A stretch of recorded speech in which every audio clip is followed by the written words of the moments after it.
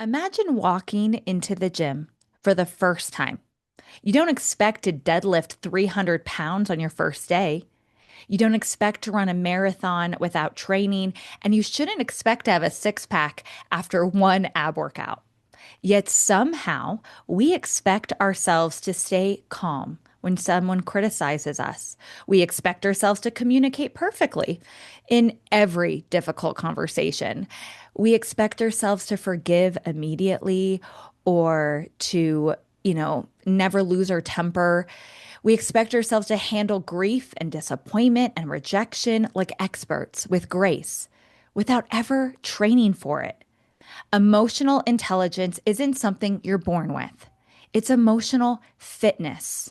You have to train for it. And just like physical fitness, it gets stronger every time you practice. Welcome to the Be Your Own Life Coach podcast, where you master your mind and coach your own comeback.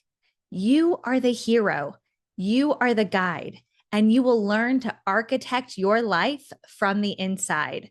I'm your host, Bretagne Stowe, joined by my sister and co-host, Anike Wilder. Enjoy the show. Real quick, Anike, welcome back. I'm so glad you're here for the emotional intelligence episode. Thank you. I'm excited to talk about this super important topic. Well, I knew you were the right person to have this with, and I didn't want to do it without you. So let me ask you, is having a high intelligence, high IQ, does that correlate to an overall successful life? Absolutely not. It doesn't matter how smart you are. You can be the smartest person in the world. You can have the highest IQ in the world, and that doesn't mean you're going to be successful.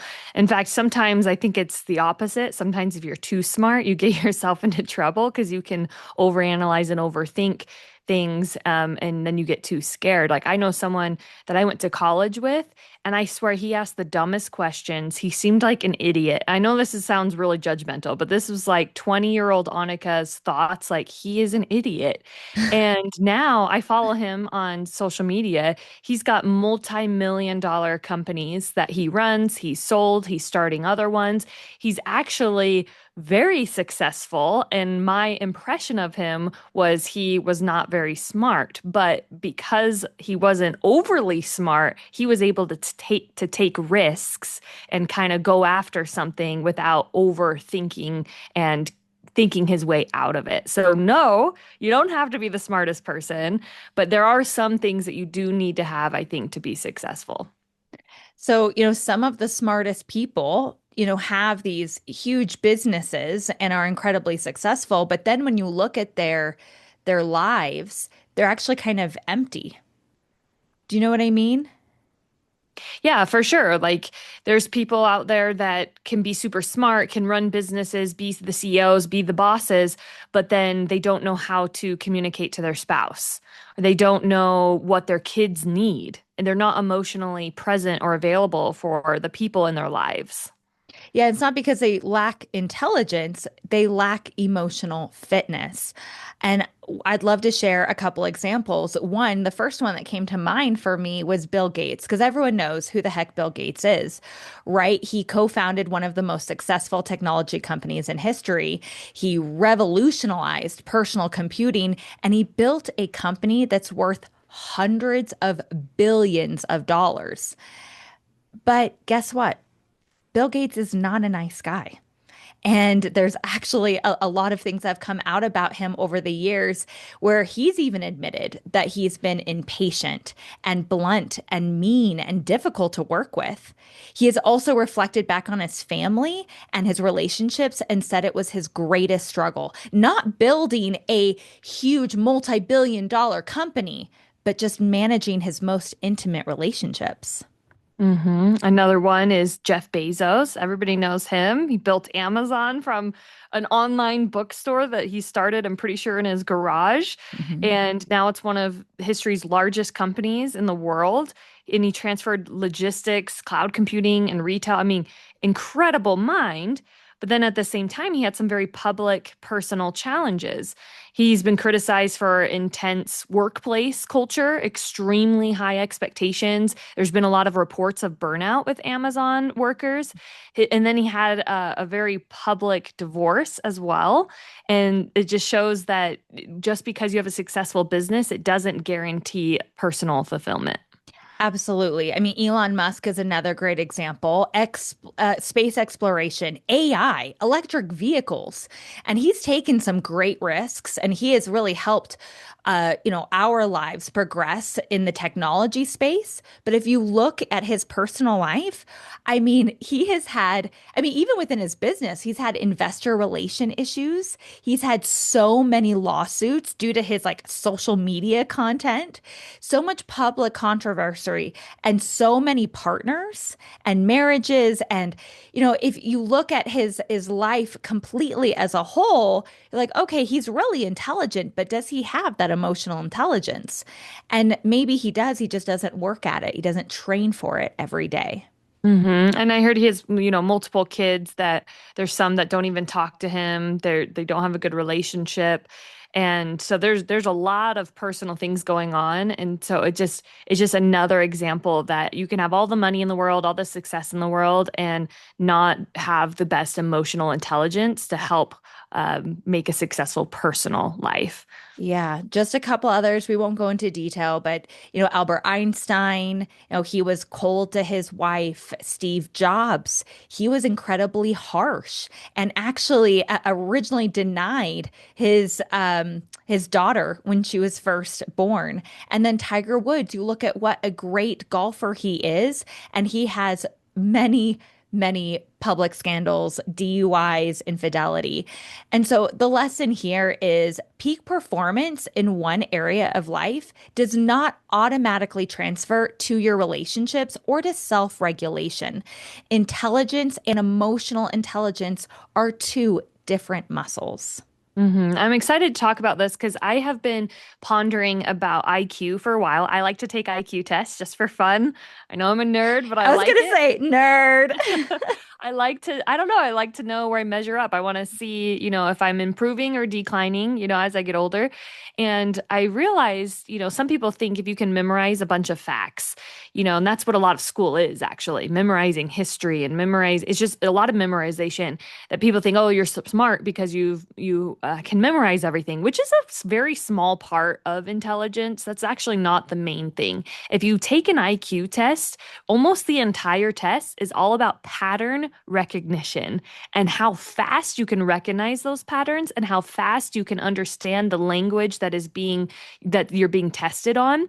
That is IQ. It's not just memorization. And so it's something that's really interesting that it's more on the logical side and it's all about pattern recognition, which is different than EQ. EQ is your ability to recognize what you're feeling, understand why you're feeling that way, how to manage those emotions, and also reading other people's emotions and how to respond instead of react. So it's very different. IQ is understanding patterns, you're quick. A capacity for memory is part of it. A lot of very logical, whereas EQ has a lot to do with how to understand, feel, see your emotions and other people's emotions around you. Yeah, absolutely. Here's some more examples to help kind of hit this home. So, your intelligence, your IQ helps you critically think, solve problems, remember, right? Analyze, reason, calculate. It's very analytical. Your EQ helps you to stay calm. I always say this is like your soft skills: communicate, regulate emotions, empathize, influence, and even lead. hmm And IQ can help you for things that are really, important. Like if you want to build a company, if you want to get into college, invent a product, solve complex problems, win championships. Again, this is all logical, but EQ helps you stay married or raise emotionally healthy children, lead people who trust you, keep lifelong friendships, navigate conflict, recover from failure, and know yourself. Yeah, high Q and high achievement don't eliminate the need to build emotional fitness. They make it even more important. So I would say someone who does have a high IQ should also exercise their EQ to help their overall success in their life. So, Annika, let me ask you, which one do you think you use more every day? Do you think it's EQ or IQ? I think it's definitely both, but I think people make decisions off of emotions. I mean, I'm in real estate and we all know that it's all emotional. How does it make you feel? So I think EQ definitely, like your emotions in general, run the show. Yeah, absolutely.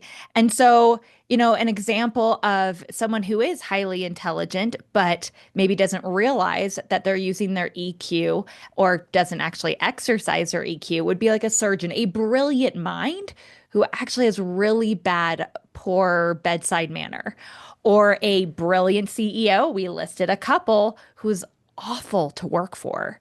A genius that ruins every relationship, or a gifted athlete who blows up and gets kicked out of games or gets red cards, or, we see this. We see, the World Cup is going on right now. We see this all the time. You can be so brilliant and be totally emotionally out of shape. And you guys know me, I love to work out, I love fitness. And so I couldn't help myself but make this analogy that emotional fitness is built exactly like physical fitness. So, how do we build physical fitness, Annika? Well, of course, number one's going to be consistency. I mean, you can't, get a six pack for working out one time. Although I tell my husband that all the time. Like, he's like, "Oh, your arms are looking strong." Like, yeah, I worked out last week. Yeah. But it doesn't actually work like that. You need consistency. It's not going to go away if you're not consistently working on it. And it's also hard. It's discomfort, right? You got to step out of your comfort zone. You have to break down the muscle to build it back up. You have to have recovery and patience. You have to have discipline and a plan. You are constantly pushing to this like progressive overload so that you can get stronger and stronger. And I believe it is the exact same way with your emotions. Instead of lifting weights, you are having difficult conversations. Instead of cardio, you're building patience. Instead of stretching, you're expanding your perspective. And instead of recovery days, you're allowing yourself to reflect and repair. hmm So it's like every time you have an uncomfortable conversation, it's like a rep that you're talking about, Yeah. like a rep of, lifting weights with your arm or whatever it is. If you are scared to have an apology or scared to talk to someone about something that's really uncomfortable, but you do it anyway, that is a rep. And the more reps you have, the stronger you get, the easier it gets. Like right now, I haven't worked out in a long time. So if I tried to lift, 25 pounds, and do 10 reps, I would be fatigued and it would be very, very hard. I don't know if I can even do one with one arm. I would probably have to do two hands for 25 pounds for me personally. And so it's the same thing with emotional intelligence. It might feel heavy, it might feel difficult, but then all of a sudden, the more you consistently do it, like Brittany was talking about, the more you work on it, the more reps you have, the easier it gets. Yeah, and just like that muscle, when you are lifting weights, you're building like mind-body connection. It's the same when you're practicing, when you're, exercising your emotional fitness, you're building that connection. So it gets easier each time. So, Annika, what are some examples of someone who has, a high emotional intelligence? What are some attributes of someone with high EQ?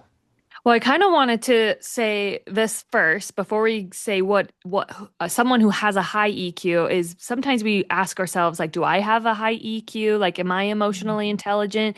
And sometimes it's hard to know on ourselves if we're aware or not. It's easier to recognize someone else. So, for just an example, I want to show what it's not. You might be talking to someone and you are obviously stressed. Maybe you have tears in your eyes. You are not interested in having a conversation, and the person on the other side is talking about themselves.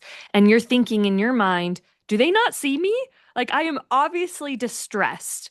And yet they just keep talking, and it's all about them, and they're taking up your time when you need to go cry in a corner and be comforted or whatever it is, and they don't see it at all. Even if you think you are hiding it, a lot of the times our emotions are on our face. So if you have recognized that, then you can recognize when someone is not being emotionally intelligent. They are not recognizing your emotions. And then if you can recognize that when someone else is not being emotionally intelligent, then we can start to recognize it in ourselves. So no, so what it is that person in this example would go, "I'm sorry. Like, are you okay? I'm talking about myself and I could see that maybe you're stressed and maybe this isn't a good time." They are aware of the other person's emotions. They are apologizing. Another way is holding boundaries or receiving criticism without reacting and becoming a victim. Management disappointment, remaining calm, listening. Listening is one of the biggest emotionally intelligent skills muscle that you can grow. Forgiving, choosing curiosity over judgment. These are all examples of what it can be and what you can see in others and in yourself. Yeah, absolutely. And I love that example of, being able to recognize it in someone else, then you can recognize it in yourself. And that's so true in many things. Our brains are truly amazing. But when emotion takes over and we feel that flooding or, Red Ross, right? Like from Friends, when you turn into Red Ross, and you're in that fight or flight or freeze, all of a sudden, all that critical thinking goes out the window. And so, this is where we need that high emotional EQ because people aren't stupid, they just are emotionally hijacked. So, an example of someone who is, like you said, maybe not listening or being emotional hijacked is someone who just sends the angry text, doesn't stop to think about like this text could live forever, or quitting the job on a bad day, yelling, being impulsive, ghosting. Oh, I hate ghosting. Just give a reason. Like, or even people pleasing. Everything doesn't have to be so aggressive. But if you find that you are constantly people pleasing, you may need to exercise a little bit more emotional intelligence, overreacting or interrupting. You see, none of these are, IQ problems. These are more like regulation problems. And again, the more that you practice them and are self-aware of them, the easier it'll be in the future and the deeper and stronger your emotional intelligence can be. Yeah, that's the biggest thing is your self-awareness. You can't change something if you're not self-aware. And I know we talk about this every time, but it's one of the most important skills that anyone can develop in their life. You have to be aware of where you even are. That's why I like to take IQ tests. I want to just be aware of where I'm at. And same thing with EQ. You can ask people around you, like, do I feel like I hold space for you? Do you feel like I'm a good listener? Do you feel like I have good boundaries? Ask somebody else about you to understand where your EQ is. And the danger of not having control of your emotions, because that's really what it is being aware of your emotions, knowing how they are controlling you or having a reaction in your body or making your decisions, and then what you do about it. But if you don't have control of your emotions, then that means you become controlled. And you can be controlled by governments, by relationships. You could be manipulated. If you don't have control, if you're not aware of yours, then other people can take advantage of you. So this is not just, let's be successful in life. This is actually a very important thing if you want control of your life and to put up a wall towards other people that want to harm you in a way of manipulation or control. It's such a good example. And what came up for me was another sign that you may be lacking some emotional intelligence is if you are controlling. So if you feel like you don't have control in your life, you will try to control others, manipulate others. So maybe you're not the one, going to be a victim of someone else. Maybe you're the bully. Maybe you're the one out there trying to manipulate. If you don't want to be that way anymore, you need to practice that emotional intelligence. I love that you brought up that you could be manipulated and controlled because I know if we look at our country's history, I mean, it's almost the 4th of July. If we look at our country's history, there have been so many intelligence programs where they look for people who do lack this self-awareness, who may be incredibly intelligent, but will just, take commands and take orders and follow without being self-aware of the impact on themselves or others. Exactly. So how do we coach ourselves through this? Let's say you're listening to this podcast and you're like, I don't know if I have a very strong emotional intelligence, muscle. How do we coach ourselves through this? Yeah, so I have 5 workouts to help train your emotional fitness. Oh, sound kind of like an ad, right? Sign up now to get your 5 workouts. These are free, friends. These are free. So, workout number 1, we talk about this so many times, but naming, there's so much power in the name. Name the emotion. So, instead of saying I'm mad or I'm angry, let's practice I'm embarrassed. I'm overwhelmed. I'm disappointed. I'm grieving. We talked about this just, 2 weeks ago when we did the anger episode, that it's so important to get to the bottom of what it actually is. So, naming that emotion. Workout number 2, pause. Take a breath. Just pause before reacting. I always tell my husband this when he says something, that if you had just took one breath, I would have done the thing you were about to ask me, or I would have responded, or I would have, if you would just take one breath. It doesn't have to be 3 deep breaths or even count to 10. Just a single breath. Taking that pause will allow you to be more intentional with a response. But sometimes you need more time. So maybe taking a break, excusing yourself from your screen or your office, going on a walk, allowing yourself to have a good night's sleep and not going out with your friends, making these small changes to have a break. Now, workout number 3, another favorite of mine. Get curious, friends. Get curious. Instead of asking, why are they doing this to me? Which I know we can often get into that space when we're in fight, flight, or freeze. Ask, well, what is coming up for me? What else is true? Is this a story that I'm telling? Asking a better question is workout number 3. Get curious. And then workout number 4, practice difficult conversations. Don't avoid them. I actually want to do an episode specifically on advocating for yourself, because that can be difficult and you have to be brave to do it. Avoiding a conversation actually weakens the muscle. You think, oh, well, I'm just going to compartmentalize it and deal with it later. But no, you're actually destroying your ability to have those conversations, to be courageous. So I ask you, stop. Can you, look at your life, and is there somewhere that you have been afraid to have a conversation? And let's stop doing that. Let's stop avoiding that and having honest and vulnerable conversations. Annika, why don't you hit us with workout number 5? Yeah, of course. It's recover instead of judging yourself. Everyone loses their temper. Everyone gets emotional. I was just talking to my friend. She was my best friend from North Carolina when I was like 14, 13 and 14. And we just found out that we both are yelling moms and we're laughing about it. Cause we're like, it's not just me. There's nothing wrong with me. I'm like, no, I yell at my kids too. Like everyone gets emotional. Everyone says something that they regret. Emotionally fit people recover faster. So recover instead of judging yourself. There's a big difference there. Absolutely. So those are your 5 workouts, friends. Nobody walks into a gym and expects to be fit forever. The same is true emotionally. Every day, it gives us an opportunity to train, to be better. Your traffic, going to work, your kids, your marriage, coworkers, loss, embarrassment. These aren't interruptions to life, they're the gym. They're helping you get fit.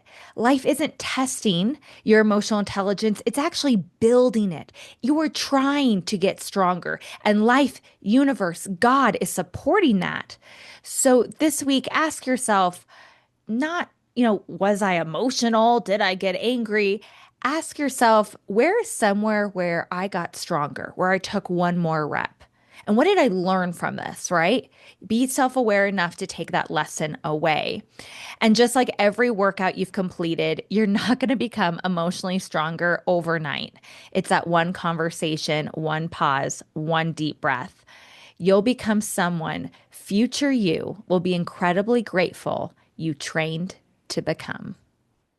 This has been another episode of the Be Your Own Life Coach podcast. If you found value in today's conversation, subscribe and share the love. And remember the teachings of Lao Tzu. When I let go of what I am, I become what I might be. Until next time, trust yourself. Take the wisdom, take the breath, and take the next step.